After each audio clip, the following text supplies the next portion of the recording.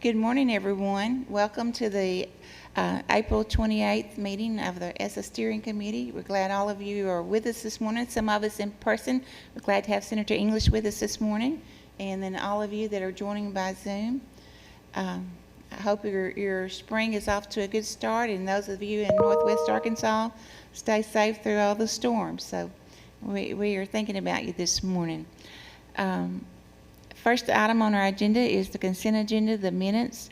Did anyone have any changes or additions that we need to make to the minutes? Yeah. Okay. Go. If not, I need a motion to approve. Madam Chair, I move that we accept the minutes as written. Okay. Ms. Flowers, a motion? Second.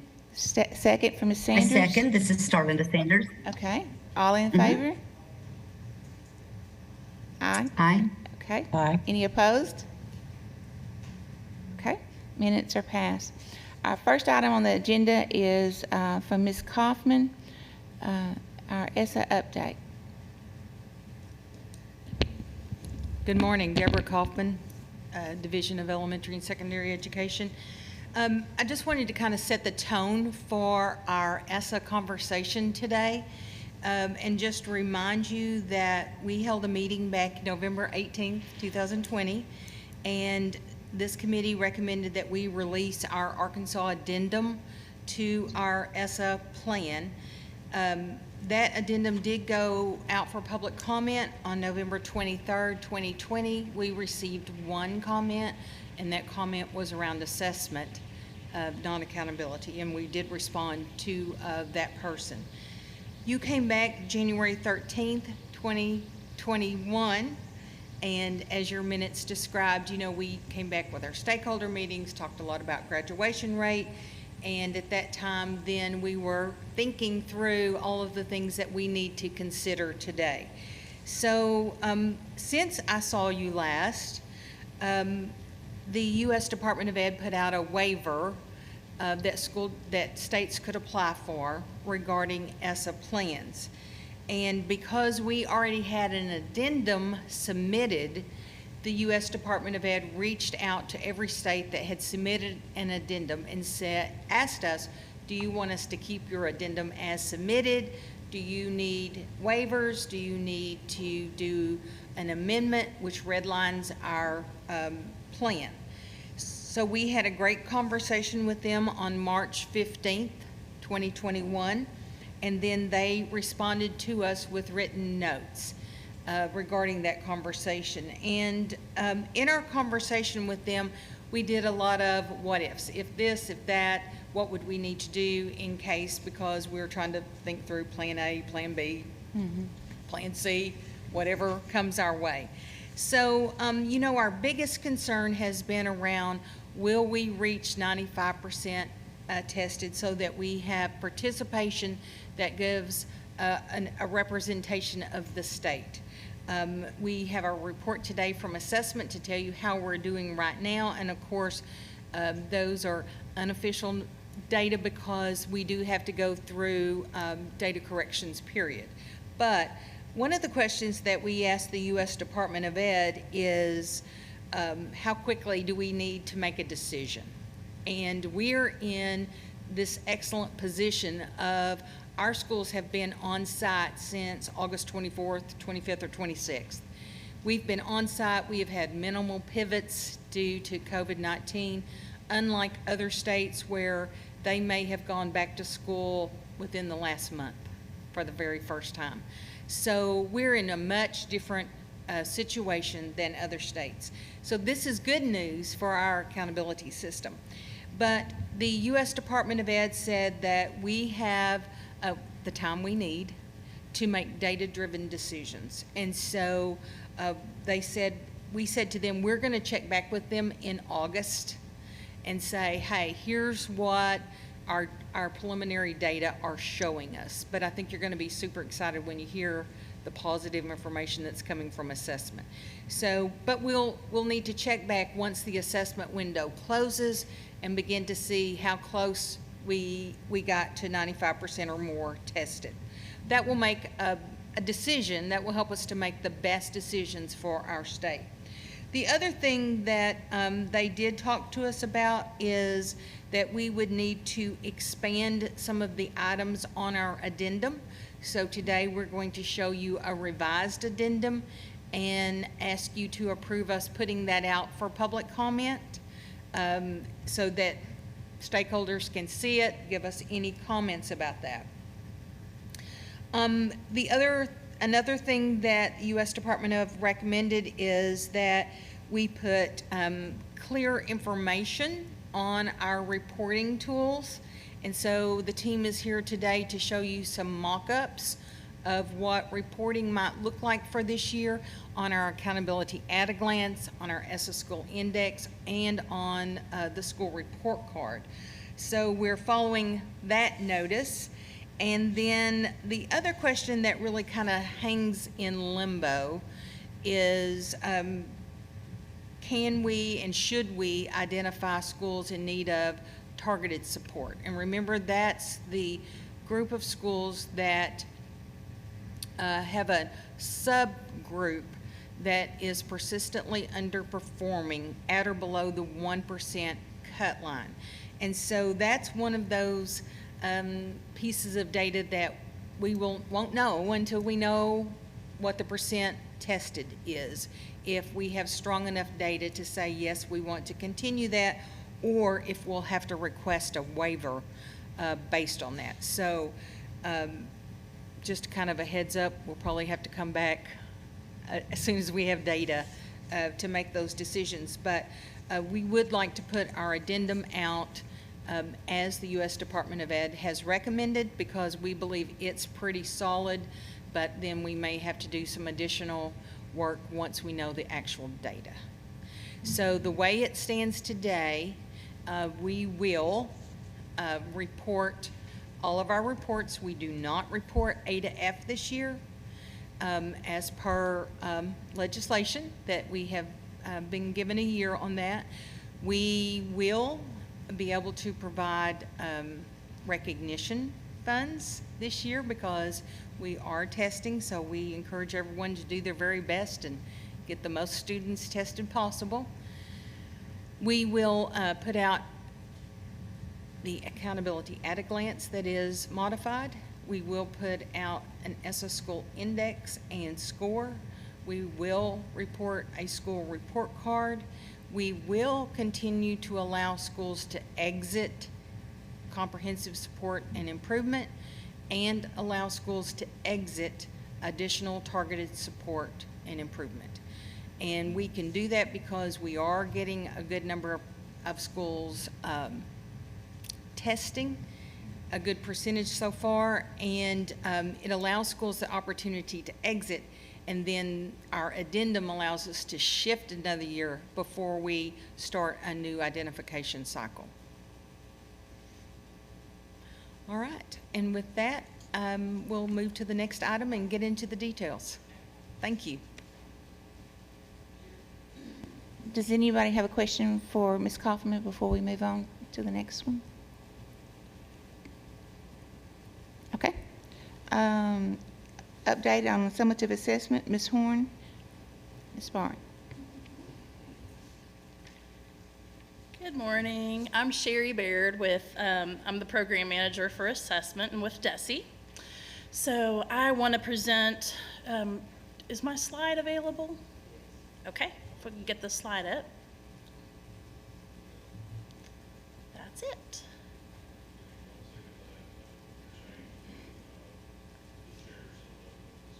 Okay.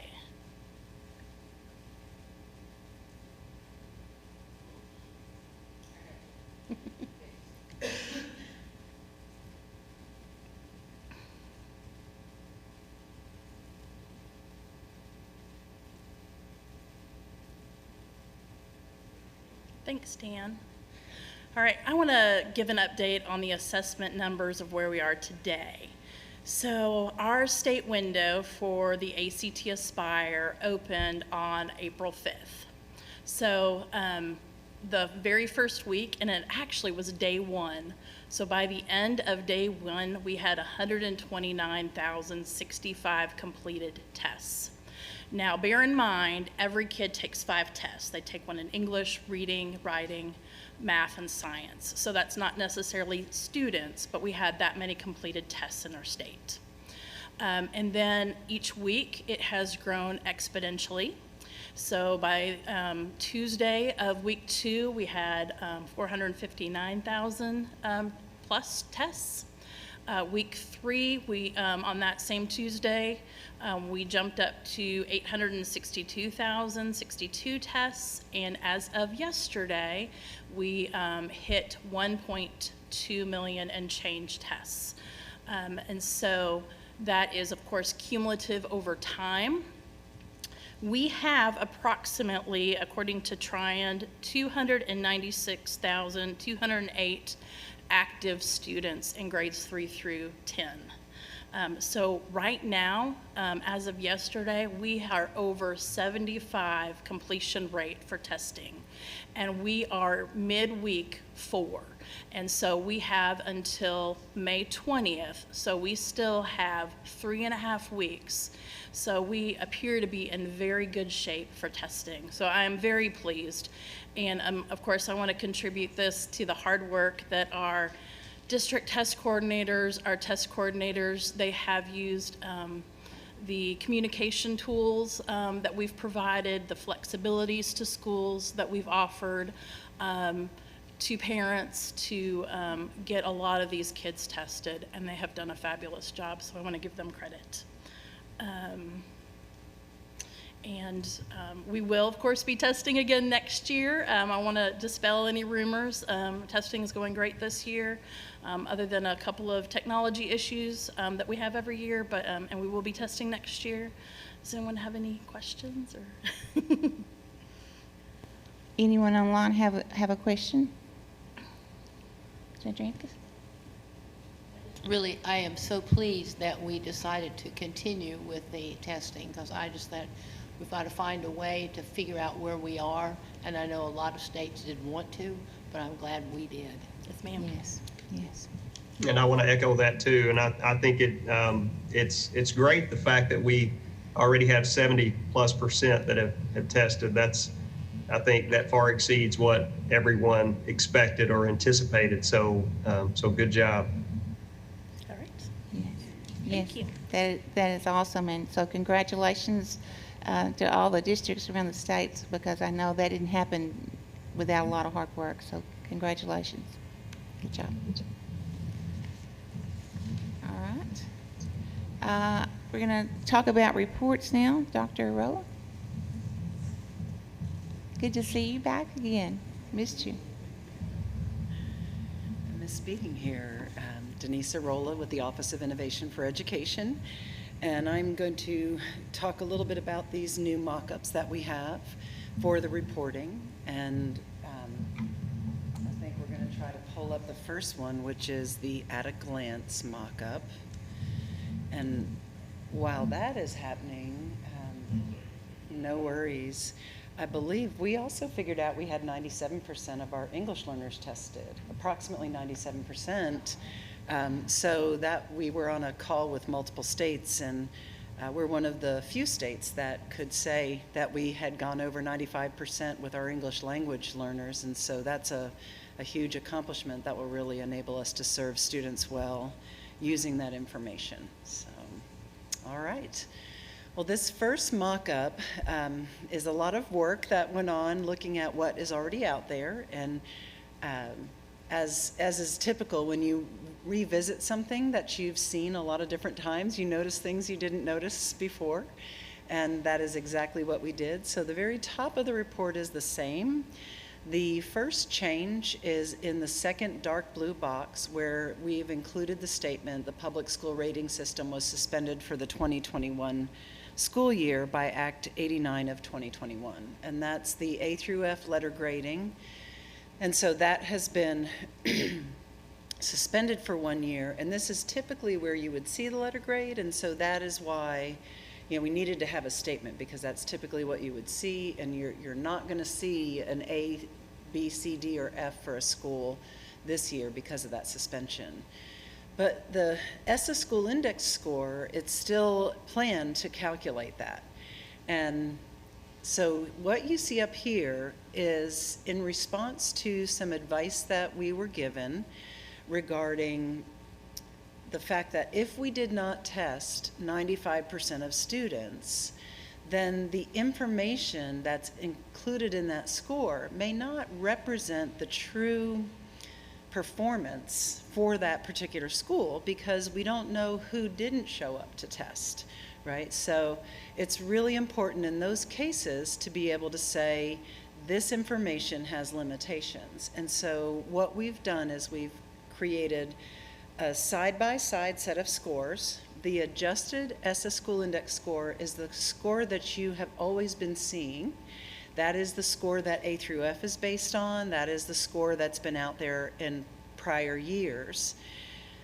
For a small number of schools, that score has been adjusted when they haven't tested 95%. So to put that into perspective, we only had 11 groups last year where we didn't have 95% of our students tested.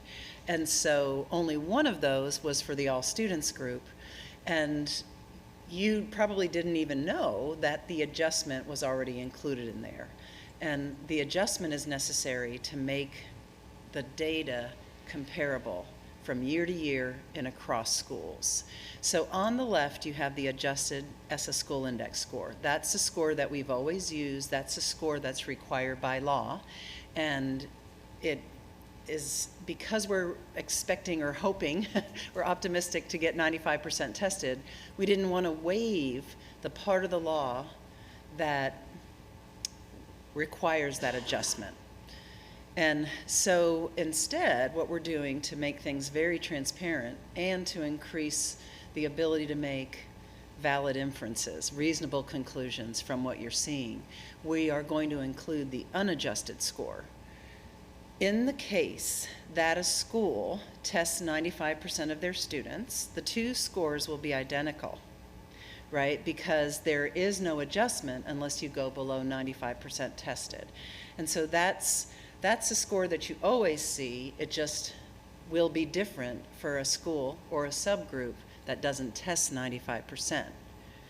Can you remind me, the adjustment is there was a penalty for the district if you did not test 95%. Exactly. Okay. So typically that score in weighted achievement, which is where we count the students' achievement score, whether and their achievement level, close, in need of support, close, ready, or exceeds. That score is typically divided by the total number of test takers. But if you didn't test 95%, Okay. that denominator is replaced with the higher number of the number of 95% of the number of students tested. Okay. And so that's in that text that follows right underneath it. Mm-hmm. So when you do see two different scores, and we tried to give you an example of this, in this case, if you looked at the 71, if we only gave you the 71 and we didn't give you the 68.8, you might have a different, you might draw a different conclusion. But this allows you to see that when we adjust it as required by law, because you didn't test 95%, your score is different. And it's just an important call out. The definitions for both of them are up here. And then what we're doing as you go down, you'll see that we have the same information for the subgroups. So if you can just scroll down to the bottom of that. So again, you have in both cases. So in these examples, if you look at, and this is something that, like if I go back and look at actual data, I might find a school that's pretty close to this, but this is not an actual school. So in this case, you know that they didn't have 10 African American students, so that is a restricted value, that's the RV. The Hispanic Latino group, they didn't test 95%, so the adjusted value is lower than the unadjusted value. Sometimes it's the reverse. It depends on who shows up for testing. That's why it's important, and who doesn't, right, to do this. The white student population, the two numbers are identical. 95% of the students were tested. And then the same thing as you go down. If you see different scores, you almost get a sense of the impact of that. So, and then at the very bottom, what's super important that hasn't been there before is the percent tested. This has always been in a deeper report under ESSA, but now it's called out right here to help provide that transparency.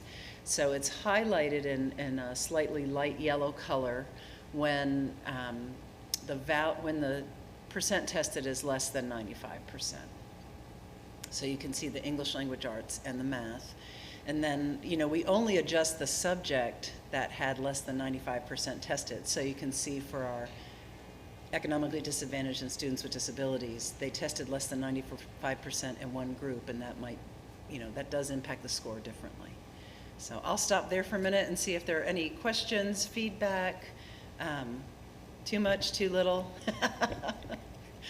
Any questions from anyone joining us by Zoom?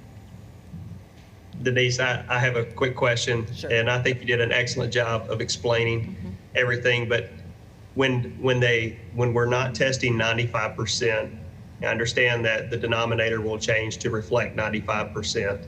But what happens to the numerator? Does anything change? Is there a formula used at all to modify, or does it just go with what the numerator would have been?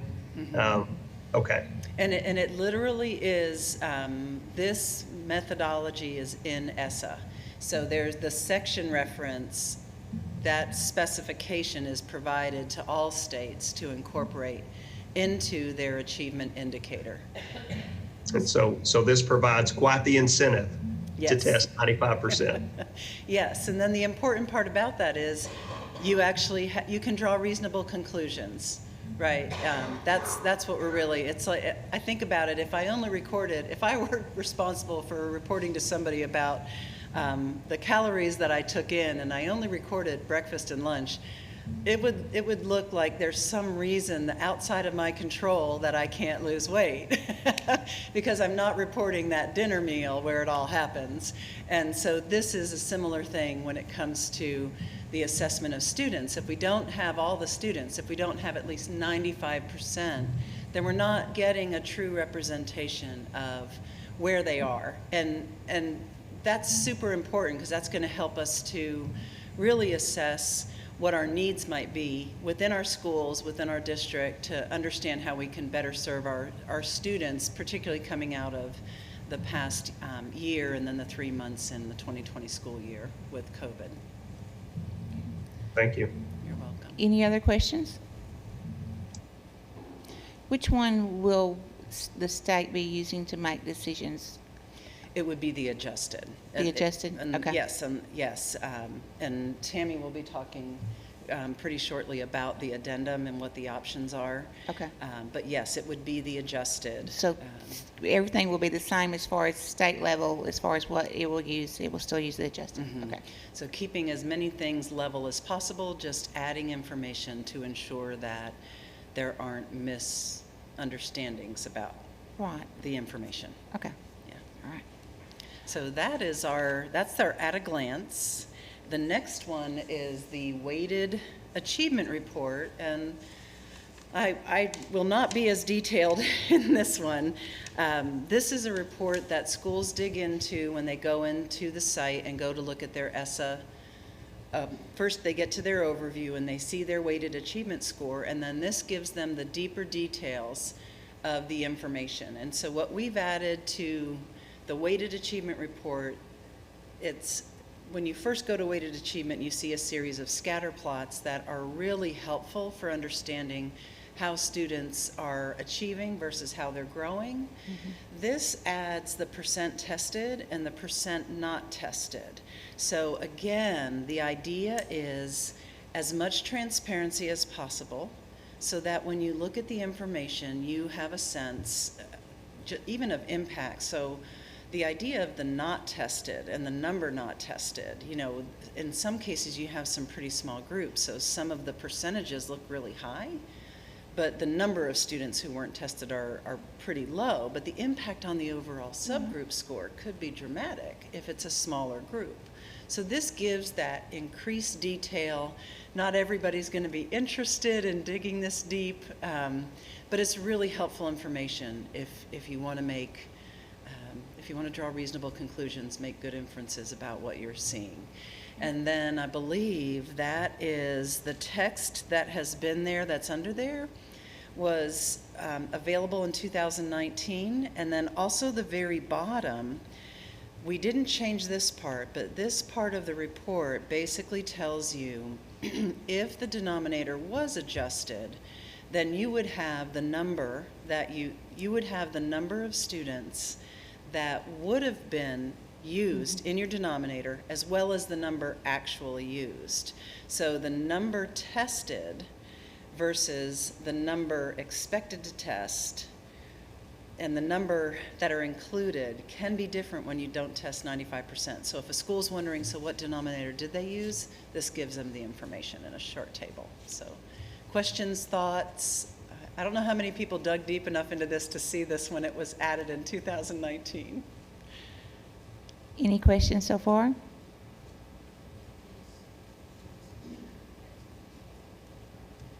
Yeah, this will be a permanent addition. Okay. All right. This is Melinda Kennison. I have a question. Okay. Why would the number expected to test be different for English language arts and for math for a school? Sure. It could be different for a couple of different reasons. And it may just be that in theory, it's equal most of the time because we're now at grade level testing. But the data may have slight differences. And so that's why you might see a slightly different set of students who are expected to test. So the other part of this too is this, when we do percent tested, we're counting both the regular assessment as well as the alternate assessment for students. And so we're bringing data across for two different assessments and bringing together the expectation to test first from enrollment, who's in there, who's enrolled in those grade levels. And then what sometimes happens is sometimes we get a test, sometimes we get several tests for students that weren't in the enrollment initially. So student moves in during the testing window. We didn't capture them on the first enrollment extract. We did capture them maybe on the second enrollment extract, and we have a portion of what's expected to test in there. And so when a student has a test, we automatically add that to the denominator. So we can't add a test without adding an expectation to test. Mm-hmm. So if we get a student who's taken the English language arts test, but not taken the math test, then you're gonna see a bigger number expected to test in English language arts than you will in math if they didn't show up at the beginning from enrollment. And it doesn't happen often, but it does happen. And so in the prior two, well, I say prior 2 years, but in 2018 and 2019, in 2018, we saw more students not tested in English language arts, which requires 3 tests be completed. And then in 2019, the numbers were equal. So in order to get an English language arts score, you have to have reading, writing, and English subtests. And so sometimes you will see that slight imbalance between the two. I hope that makes sense. Any other questions? Okay. And then our final piece is the long-term goals reports. And these are something that have been available on the report card since 2018. As he's pulling them up, I'll tell you a little bit about them. These are the long-term goals that are part of our ESSA plan. They are not part of the ESSA School Index. They are intended to be informational and to provide transparency to whether or not schools are on a trajectory to increase the number of students towards an aspirational goal of 80% of students ready or exceeding on the state assessments, or with the alternate assessment, it would be levels 3 and 4 of the alternate assessment.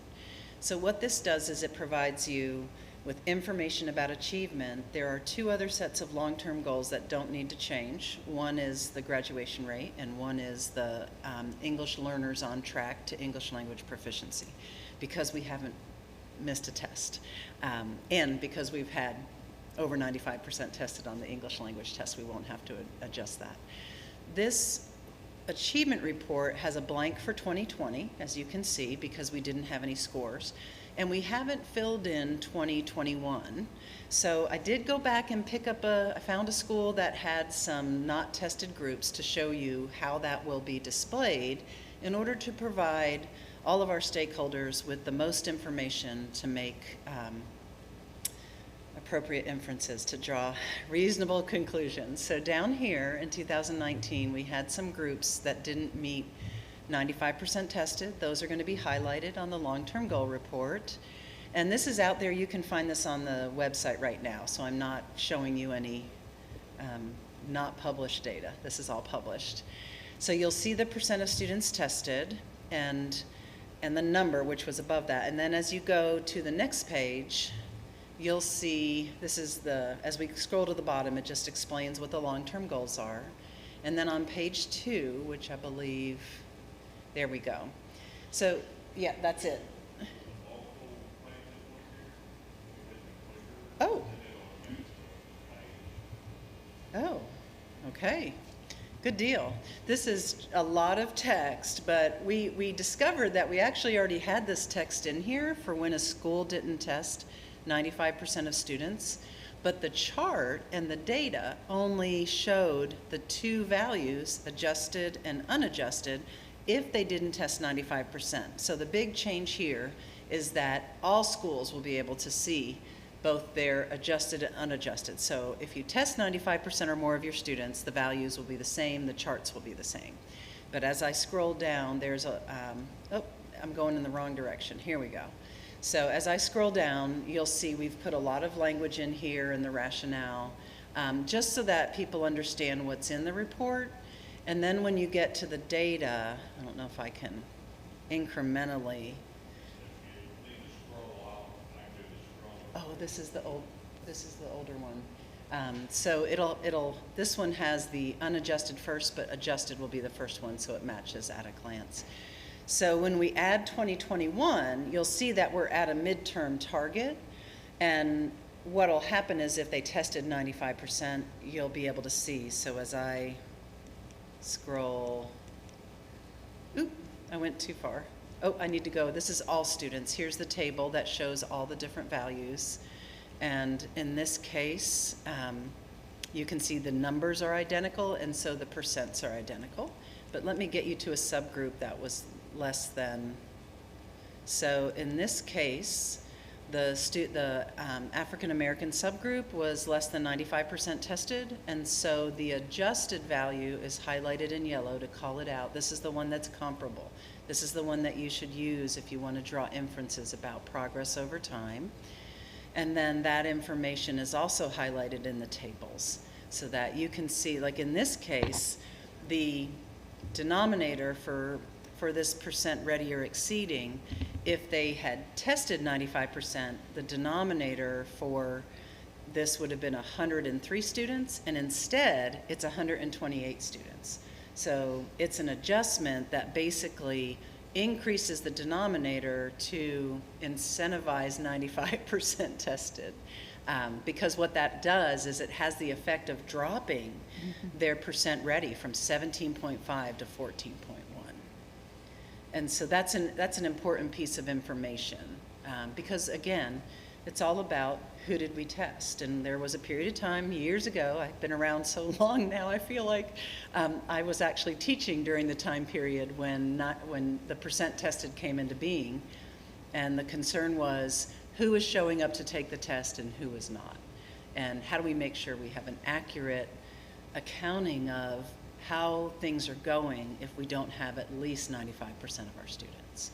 So this will repeat for any subgroup. So you'll have the two charts, you'll have the table with the two values, and that's the addition to the long-term goals. This will now be available for all schools. It will be produced for all schools instead of just being produced when less than 95% is tested. questions, any suggestions or feedback? Any questions online? I guess my question goes back to what Ms. Kaufman was talking about in the beginning, the decision-making that you were thinking about in August. How does all of this, if we don't meet 95% in several different areas across the state, how does this relate to what you were thinking about that we might need to do in August? You know, I know we're looking good right now, but it's hard to know what the next few weeks would hold. So what is your thought process on what we're seeing here and what we might be asking for in August?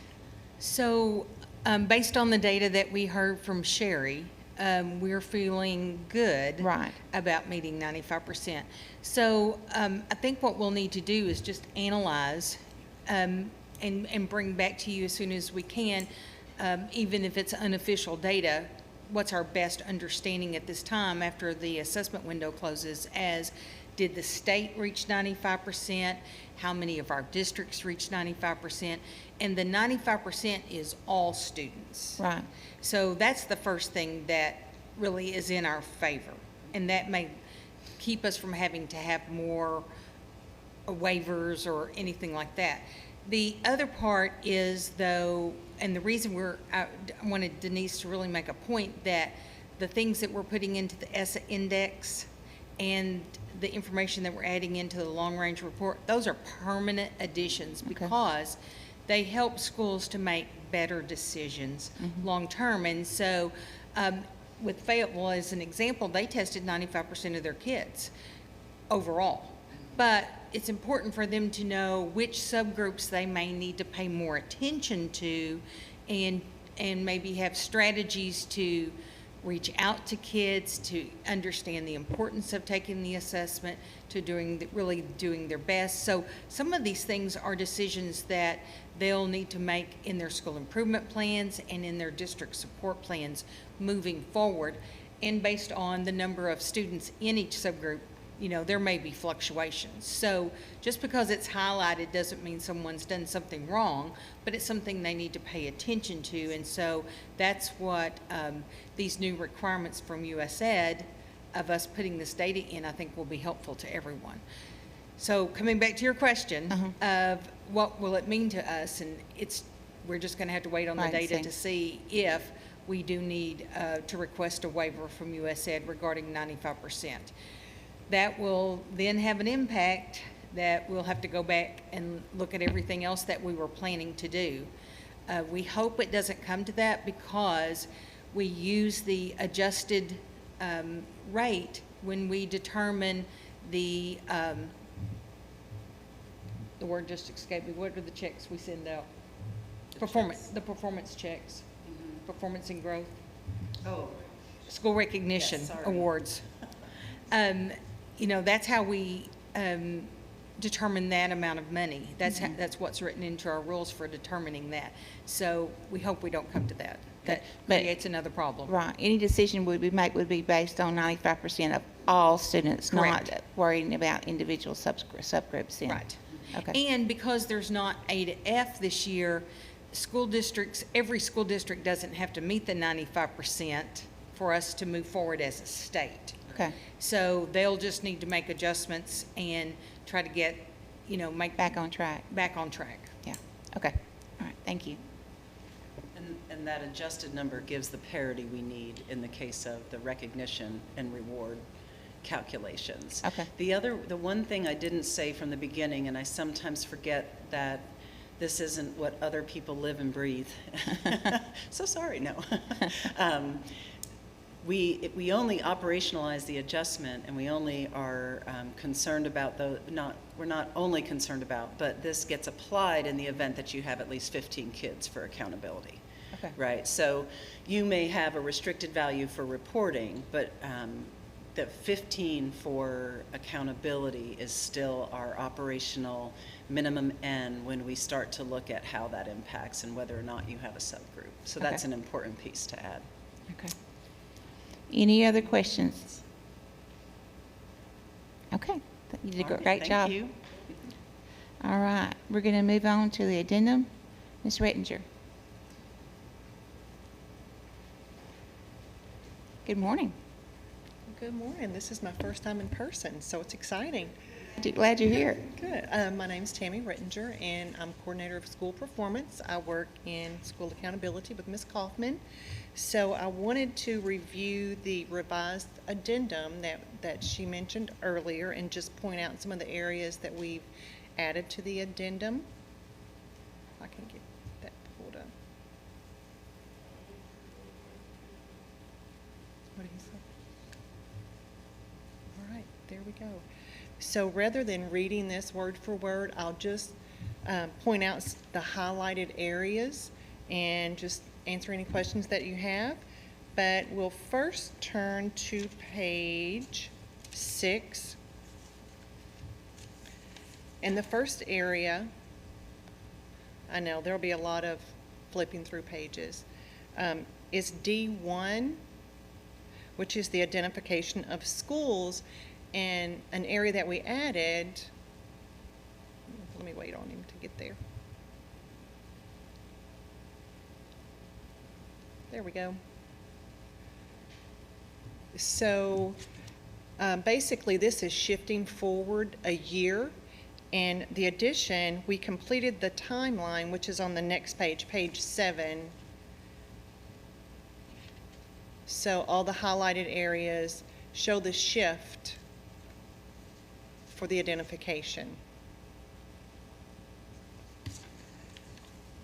And if you keep going, and I'll stop and slow down if you need me to, just let me know. On to the methodologies, we just put a statement in there. Please note that Arkansas methodologies will remain the same, but the timeline above applies. And you're good right there. On 2D is another highlighted area for targeted support and improvement schools. So this is annual notification, and with that you take 3 years of data, and you can see that 2020 is not a part of that. So we've added those timelines for TSI. And the next one, E, for continued support for school and LEA improvement. Basically, Arkansas did not test in spring of 2020 due to COVID-19. Arkansas will not count the 1920 school year toward the number of years in which a school must meet the criteria in order to be exited for CSI or ATS. Arkansas continues to provide support to identified schools. The next one is E1, which is exit criteria for comprehensive support and improvement schools. And if you notice, box A is checked, and the state does not count 1920 school year toward the number of years in which a school must meet the criteria to be exited. And the last one on the very back page is 2, exit criteria for schools receiving additional targeted support, and it's basically the same thing, that we've pushed forward a year and we will not count 19 and 20 towards those number of years. That's just a quick overview. Do you have any questions? Any questions from online? Senator English? Great, okay. Okay, me too. Is this just basically the same addendum that we had before, just kind of says it in a longer way? It is, and I think we've made a couple. So this is the exact same addendum form. We, under advice from the U.S. Department of Ed, had to go back in and highlight more boxes that basically say the same thing. Okay. But they did want us to go in and spell that out. We much appreciate their support, because Yes. I'd rather know up front, get it right, Right. and get it out to them. So the only thing that I saw that might be different is that we were going to calculate the targeted support. Was that in our addendum before? So we had planned all along to calculate TSI, Okay. but with using that skip year, because there's Right. it says in our plan 3 consecutive years. So you have to be explicit about we skipped a year. Okay. Not quite consecutive anymore, so the 3 years. That's what they were asking us to clarify in there.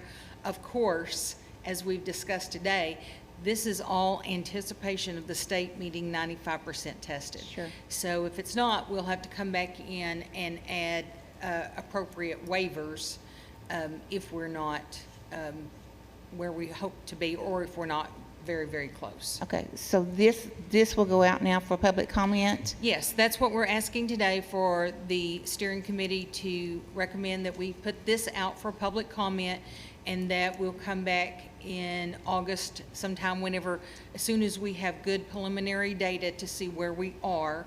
Once the testing window's all closed, we won't have the actual corrections data Right. till much later, but as soon as we have good preliminary data to know what we want to do, we'll come back. We'll have had a chance to talk to ESSA again, share that data with them, come back and say, hey, this is where we are, this is what we actually want to submit to the U.S. Department of Ed. So potentially submit sometime August, September then? Yes. All right. Where'd Denise go? Yes? August? August-ish, early September? Yes. All right. So I think that we're needing a motion from the committee to put this out for public comment. Okay. Moved by Senator English. Do I have a second? A second. This is Michelle Hayward. Okay. And all in favor? Aye. Any opposed? Okay. Looks good. Thank you so much. Again, we just want to reiterate how important our school districts have been in this procedure. Yes. Our district test coordinators, everyone on staff has done above and beyond to try to accommodate the needs of students Yes. and families. They've been flexible. I think they've done backflips to try to help students feel comfortable and families feel comfortable coming to school to be tested. Yes. But that has been an expectation that we've had all year and will continue to have, as Sherry said. But the real reason is we need this data. Right. We need this data to make the best decisions. Yes. And so today I hope you've seen that we've asked for the time it takes to have data to make data-driven decisions. Yes. Thank you. All right. And yes, I know schools have gone above and beyond. I've heard of night testing, Saturday testing, all sorts of things that they're doing to yes, they've gone above and beyond. So very proud of all the districts and their hard work. Okay, we're going to get an update on Perkins and how it's going during all this. Dr. Creamers and Dr. McDonald. I think Dr. McDonald maybe is doctor a new title? I believe. Is doctor a new title? No. Maybe I misread my Facebook thing. All right. Good morning. Good morning. Angela Kramers, the Associate Director with the Division of Career and Technical Education. And I see Dan's getting the Perkins presentation pulled up. That is correct. So we're very excited to come before you this morning and provide an update. He's got that going.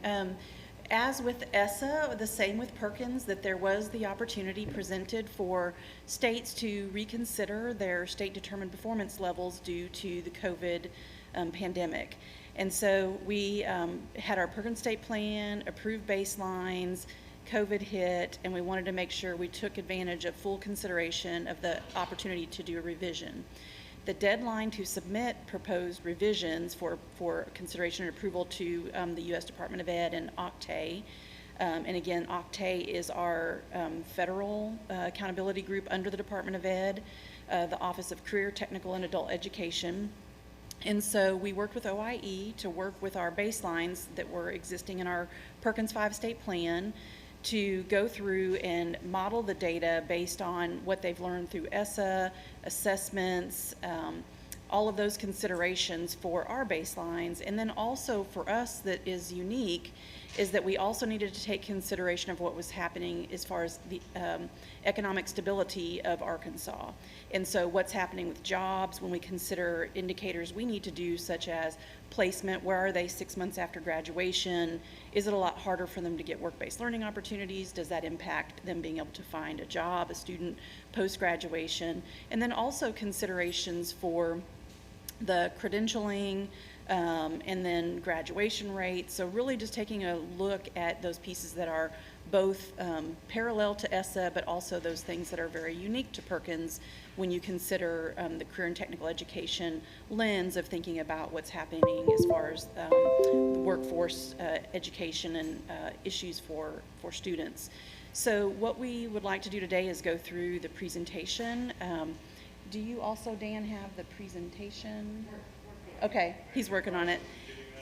Thank you. So today we have a team, and I'm excited for you to, I think you've seen Dr. McDonald before, and then also we have a new member to our Perkins team, so we're very excited, and Lydia will introduce her, and then we'll walk through the actual proposed changes and where we are and where we are not recommending changes. So the proposed revisions are up currently for public comment. The document that Dan just had on the screen has all of the different proposed model data, and we have shared the public comment link through social media, through our CTE coordinators, through our website, and any other places we can think of to help get the word out, through the Arkansas Career and Technical Education Association, which reaches out to teachers, and so as many places as possible. So there's the presentation, great. So I'm gonna turn it over to Dr. McDonald, to Lydia, and she will introduce Yolanda and then get into the details of the proposed revisions for us.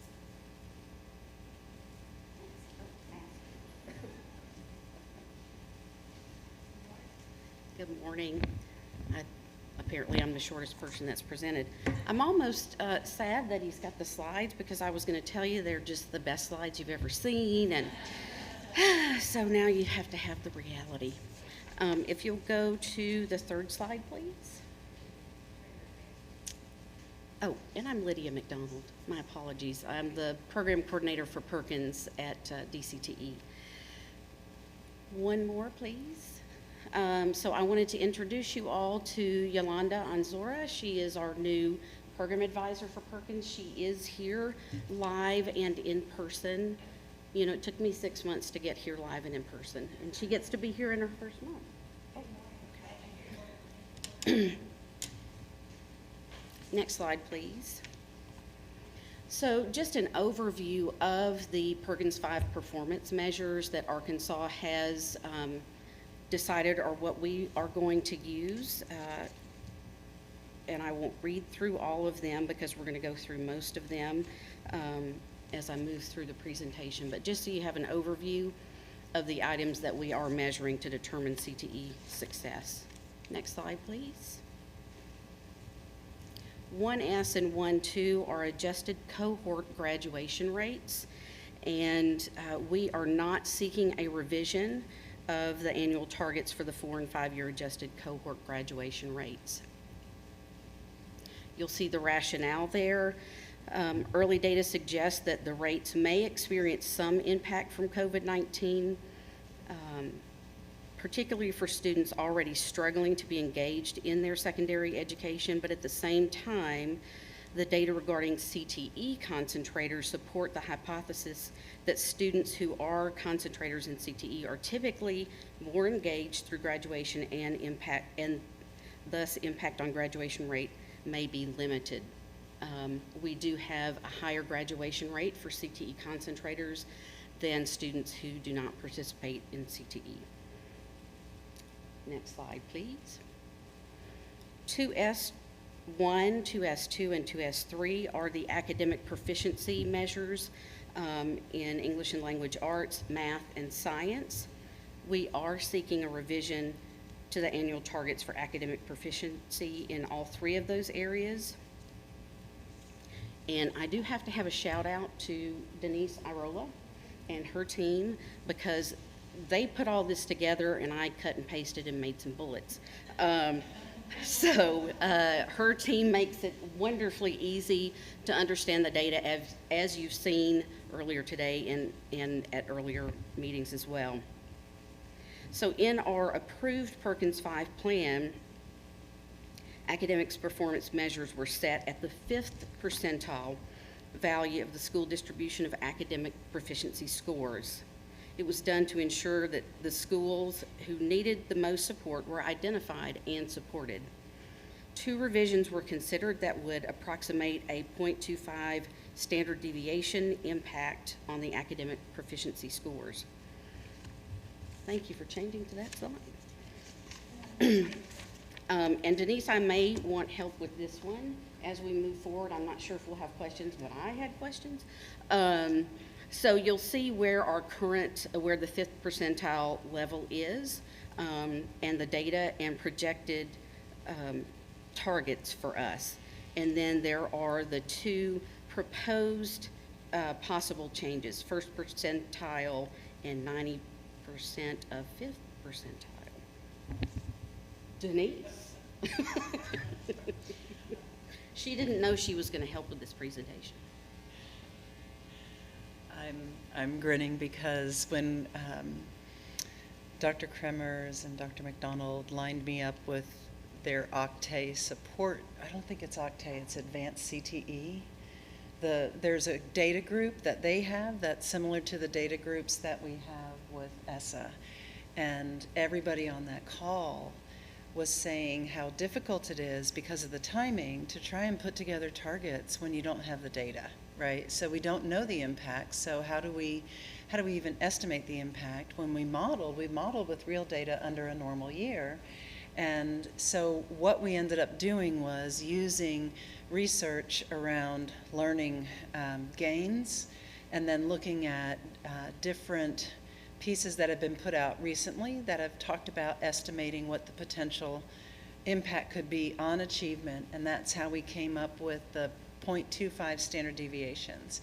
And so that wasn't pulled out of the air, but if we hadn't had some good literature to work with, it could have been.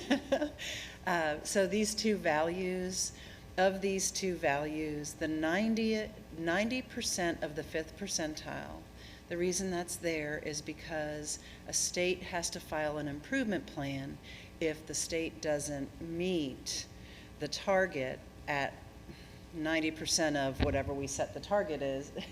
And I'm still learning too, so that's why we wanted to look at what that value looked like. The 1st percentile keeps the theory of action, and it keeps the idea of what the measures were intended to identify in terms of needs for support. And so that's why we ended up doing both of those.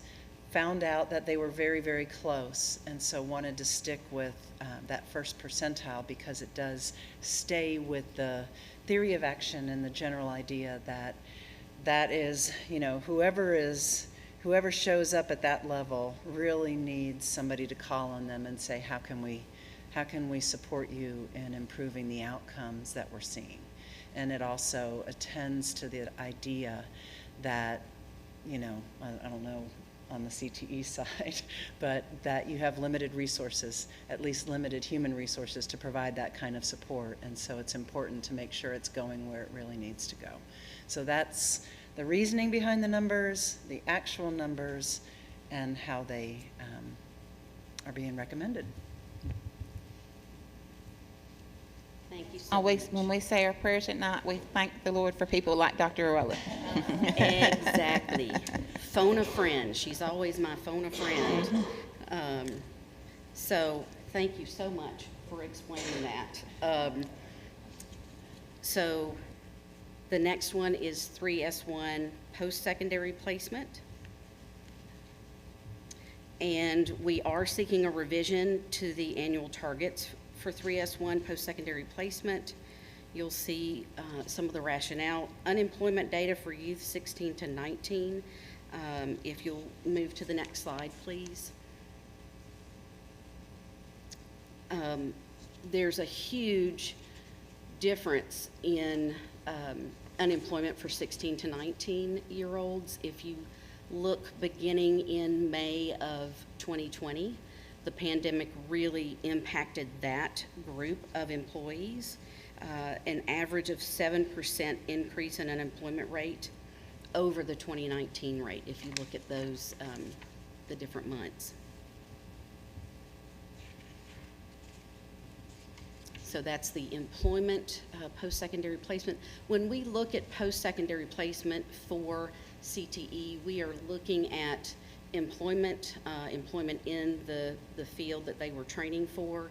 We look at military service. We look at post-secondary education. We look at volunteers within a certain parameter that the federal government provides for us. Did I leave anything out, Dr. Framers, for the post-secondary? Okay. So the first thing is the employment. If you'll go to the next slide, please.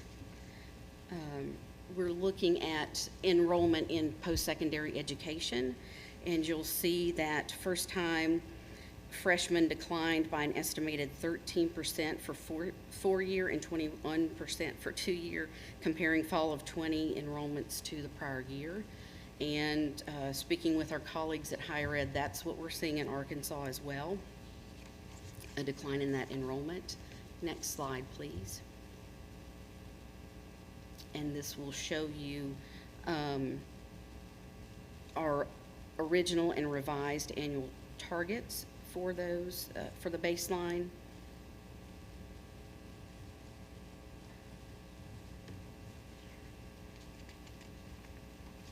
Are there questions on that?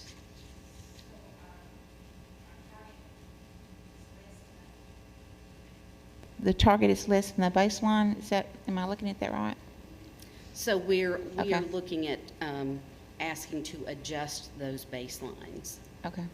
right? The original is the 85.80 for 21, and we're looking at holding steady at 75.75 for 21, and then the gradual increase. Okay. Next slide, please. 4S1 is non-traditional program enrollment. And what that means in CTE, non-traditional programs are programs of study that have less than 25% of a certain gender represented in that program of study.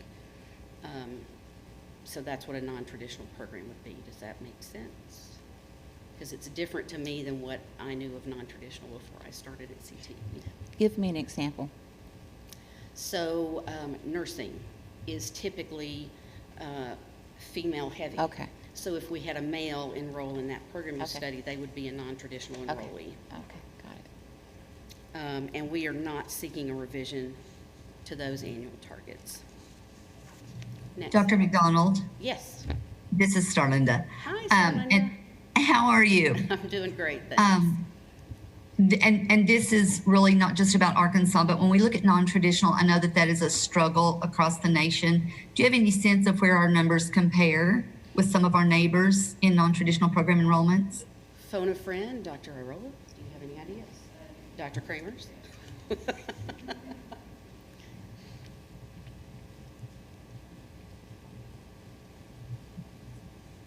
Angela Kramers. I think I have to introduce myself every time, right? You I don't know. Okay. I don't know. State board, it gets really funny we've about got you. introducing yourself or charter panel. Starlinda, how are you doing? I'm doing very well. How are you? Good. So Arkansas, we're really proud. We have one of the higher non-trad rates across the nation. And we're very proud of that. And we feel like a lot of that comes from the number of females in ag. Ag is a very heavy male. And in Arkansas, we have a lot of females in ag, which pushes our numbers way up. But still, as you say, it's a very challenging very challenging target to meet. We're still less than 50%. So even though we're proud, we're higher than the nation, we still need to always be working diligently because we are still less than 50% of the target. You know, the example of nursing is a great one. Think about females in STEM and technology.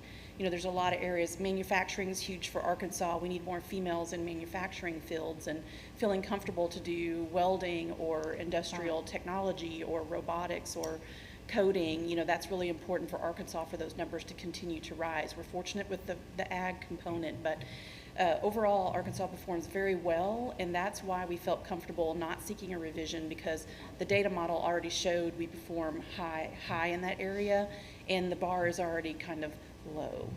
Conservative. I don't want to say low bar. I'm not saying that. I apologize. I don't mean that. But, you know, it's unfortunate, but it is a very challenging one to change, because you're talking the number of people that are involved to make that happen. So how do you do that? You have parents' point of view, counselors' point of view, teachers' point of view, student perception of what something is like. You know, we often hear when there's internships in a workplace that when a student goes into manufacturing, especially a female in an environment for, let's say, a manufacturing tour, they often say, this is not at all what I pictured. It's clean, it's light, it's airy, it's not dingy, you know, it's completely different than what they imagine just by perception. So it takes a lot to turn that around and a lot of educating, and I think we're doing a much better job in recruiting students into those things that are more non-traditional. But great question, and Sterlinda, I want to make sure I answered that adequately for you. Yes, thank you very much. It's nice to hear we're leading the charge in that. Yes, I don't know if we're number one, but we are definitely one of the higher states. Yes, ma'am. Thank you. Good. Thank you. Any other questions so far? Okay. I'm loving this. I got my backup singers Yeah. helping answer the questions for me. Yeah. So the last slide is 5S1 program quality, attained recognized post-secondary certification. And again, we are not seeking a revision to those annual targets because we're doing pretty well in that area. So are there questions?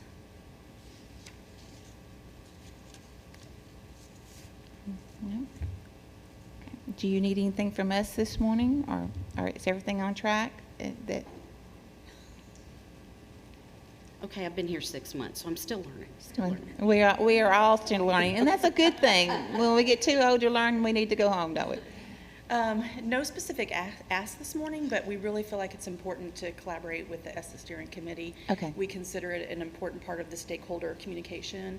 And so really just in your consideration, just, you know, hearing any feedback you have on, you know, pursuing, you know, as one of our groups to provide feedback, you know, pursue forward to submit the proposed revisions or not, and you could do individually provide public comment. We can make sure that that link is shared. Okay. It may be on the agenda already with the link where you can provide public comment, or even collectively as a group, but we would just, you know, love to hear any input or guidance that you may have towards that. But we feel on target. We're so confident with OIE and Dr. Arola, and then we also have sent it forward to the TAC committee to begin reviewing and see if they have anything that they feel would be important to share with us if they just review over it as well. Okay. All right. So Good. no specific other than guidance, feedback, suggestions. We're all ears. Okay. All right. Sounds like it's all on its way. Yes, ma'am. Any questions from the group? Okay. Thank you. Okay, thank you. All right.